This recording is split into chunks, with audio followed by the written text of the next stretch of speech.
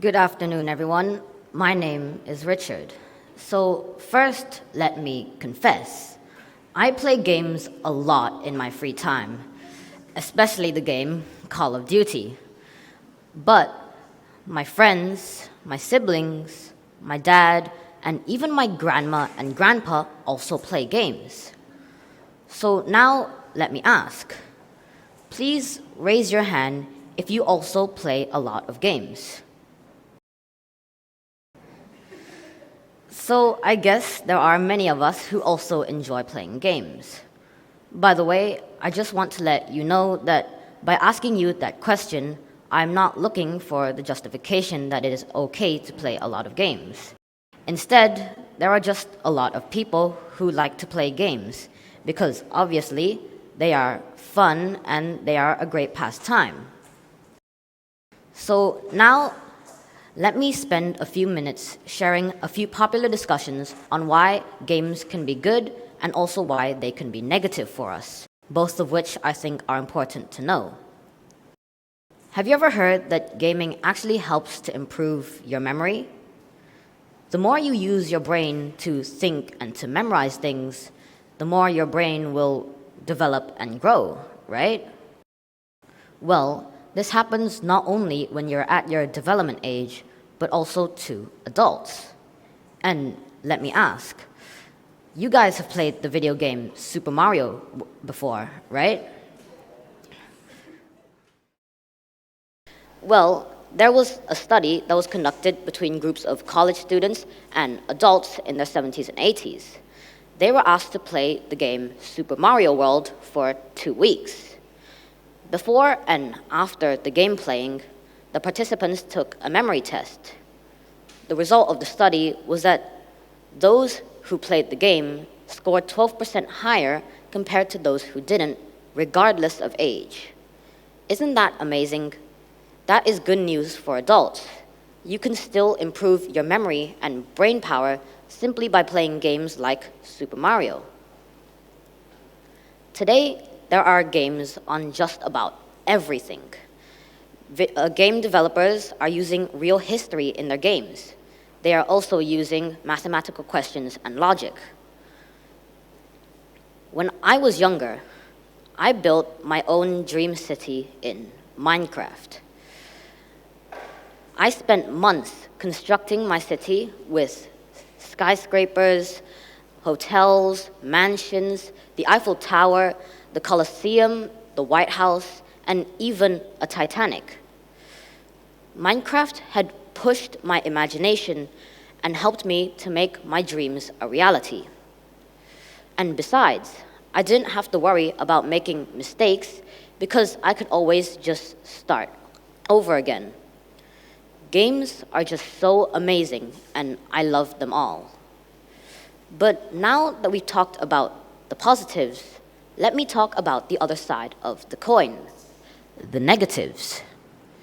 Have you ever heard of the desensitization effect from gaming?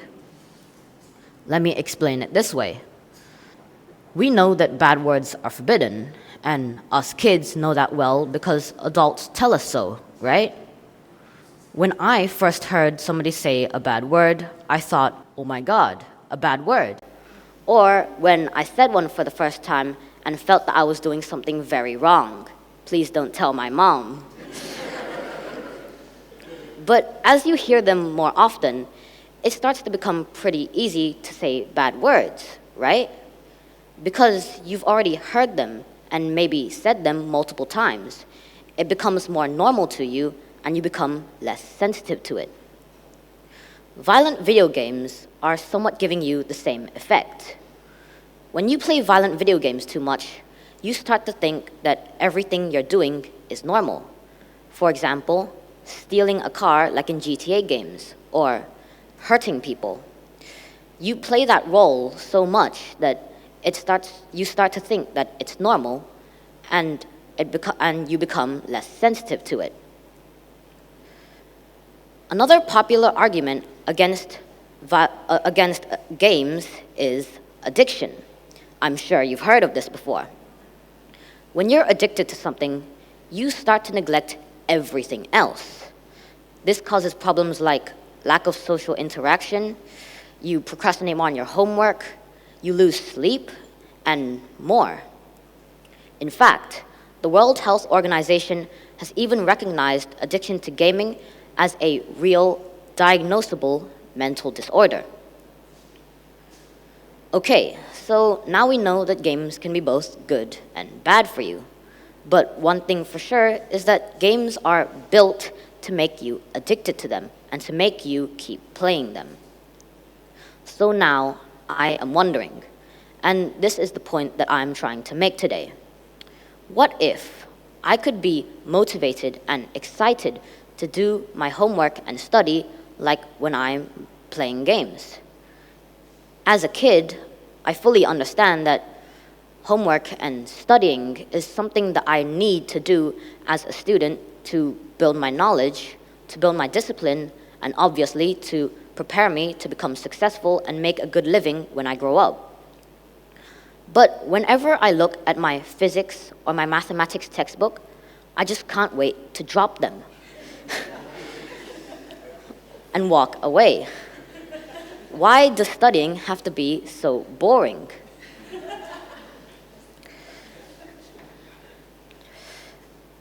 And if my mom isn't making sure that I'm studying, then I would probably sneak back to playing games.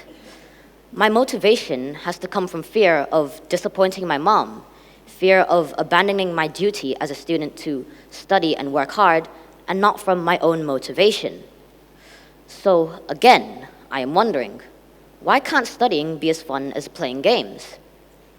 Isn't it also true that you learn more and faster when you're having fun?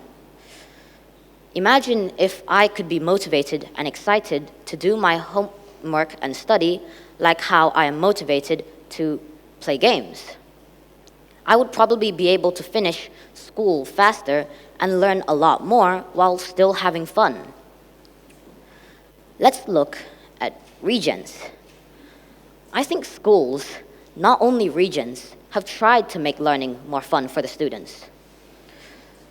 Once there was an online math game competition here at Regents, where the more questions you answered, the more points you got. I remember that I was answering tens of thousands of mathematical questions online just so that I could get the highest score posted on the school board. My eyes were glued to my screen, and my fingers were clicking the answers as fast as I could. I was playing this game for hours, days, and nights. I answered all of those questions and won the highest score. It's kind of silly, but it works. I was motivated, and all that practice in math, I'm sure, helped me to become a straight A student here at Regents.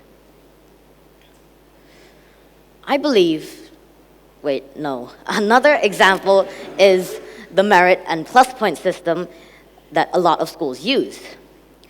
The points are used as rewards for when we work hard or do something positive. It serves to motivate us, right? Isn't this all very similar to games? But I know a lot of people who don't care about getting plus points. It's a reward, right? So why aren't people addicted to doing that? Why do so many of the people I know not even bother playing for plus points? Well, for us kids, the answer is very simple. Would you rather collect plus points or collect coins in Mario? I believe the idea to make studying fun is not a new idea.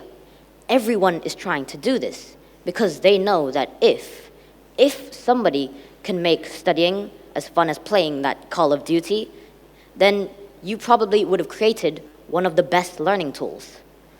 So then, why is it not so?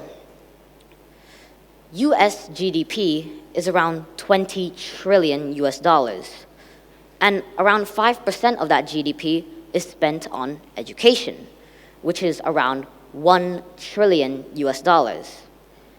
That is a lot of money. But when I compare it to how much people spend on games, which is $200 billion globally, It's almost nothing. But why, with so much less money, can games be more addictive? So again, I am wondering, why with all that investment and revenue, if the gaming industry, with a comparably smaller investment, is able to create games so addictive, why is the education system or schools not investing to make a better and more fun learning experience and to try and make kids learn faster and more effectively and make them feel addicted to learning because of how fun it is for them? What we need is an evolution in education.